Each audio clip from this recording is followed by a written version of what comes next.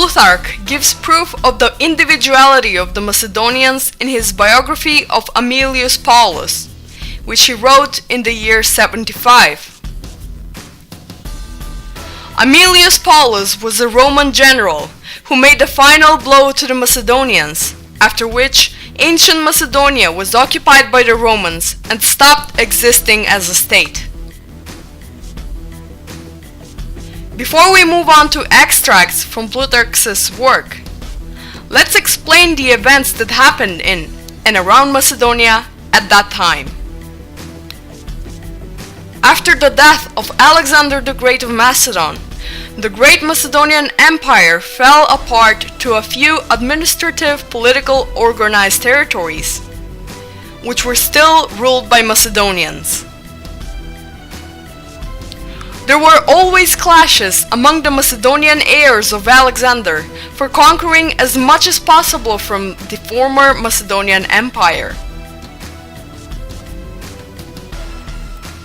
Macedonia itself stood as an independent state and was conquered by the Roman Empire after 3 great Macedonian-Roman wars. The First Macedonian-Roman War went from 215 until 205 BC, the second from 200 to 197 BC, and the third and final war from 171 to 168 BC, after which Macedonia ceased to exist as a state. We will not go into details to describe these wars, but we will take a short review of a part from the Third Macedonian-Roman War. This war ended with the final battle between the Macedonians and the Romans, which took place in Pydna on June 22nd, 168 BC. The main Roman general was Aemilius Paulus, and the battle began in the early morning. At first, the Macedonians had success, but because of the uneven terrain, the Macedonian phalanx divided its lines, after which the Romans started to penetrate the hollows and with their swords made terrible losses to the Macedonians. After this defeat, the rest of Macedonia was taken over in just 2 days, and the last Macedonian king Perseus was enslaved and taken to Rome, where he died. Now let's go back to Plutarch's Biography of Aemilius Paulus. In this extensive work, Plutarch describes the life and military career of this Roman general, and he dedicated some pages to the events that happened in Macedonia during the last period of its existence as an independent country. Plutarch writes, "This was the time, in public matters, when the Romans were engaged in war with Perseus, king of the Macedonians, and great complaints were made of their commanders, who, either through their want of skill or courage, were conducting matters so shamefully that they did less hurt to the enemy than they received from him. They that not long before had forced Antiochus the Great to quit the rest of Asia, to retire beyond Mount Taurus, and confine themselves to Syria, glad to buy his peace with 15,000 talents.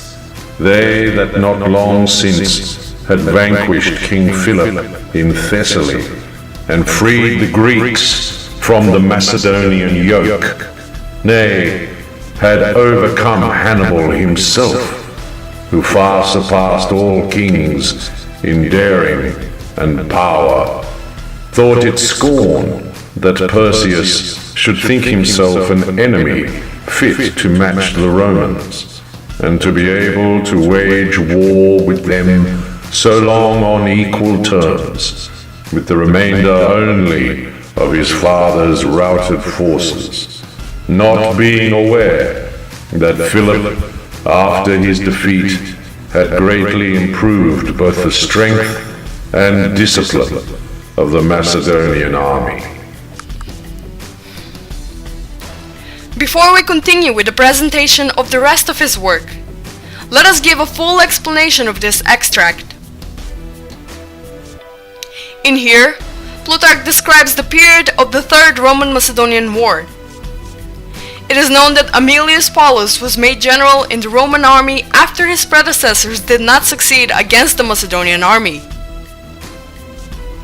Plutarch reminds us of the previous successes of the Roman army, especially their victory over the king Antiochus III the Great, who belonged to the Macedonian dynasty Seleucids, which at the time ruled parts of Asia. He also reminds us of the victory over the Macedonian king Philip V during the previous Macedonian-Roman clashes. But it was a different case with the Roman generals who warred against Perseus, and that is why General Aemilius Paulus was put in charge. An interesting and significant moment can be seen in this extract. It is the sentence that, according to which, the Romans freed the Greeks from the Macedonian yoke. It would be interesting to know how today's Greek propaganda reacts to this significant proof about the differences between the Macedonians and the Greeks, made by this famous ancient historian, as well as for the fact that the Greeks for centuries were under Macedonian slavery. After this, Plutarch makes an analysis of the war between the Romans, led by the general Aemilius Paulus, and the Macedonians. Plutarch writes that Aemilius Paulus won the war thanks to a chain of circumstances. About the later activities of Aemilius Paulus, Plutarch writes, Having thus settled everything well, taking his leave of the Greeks, and exhorting the Macedonians that, mindful of the liberty they had received from the Romans, they should endeavor to maintain it by their obedience to the laws and concord amongst themselves, he departed for Epirus. I do not think further comments are needed for this extract by the famous Greek historian Plutarch.